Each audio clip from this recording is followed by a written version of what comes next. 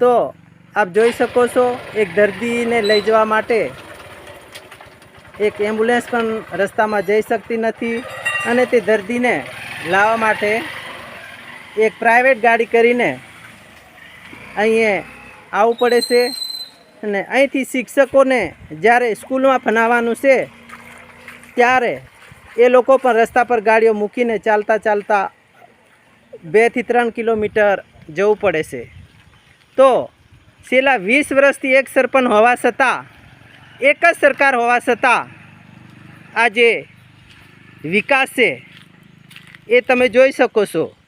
મારે કોઈ સરકારનો વિરોધ કરવો નહીં, બસ એક ગામ લોકો તથા જે દર્દી છે એ લોકોને ન્યાય મળે એ માટે એક વિડીયો ઉતારવાનું કારણ છે।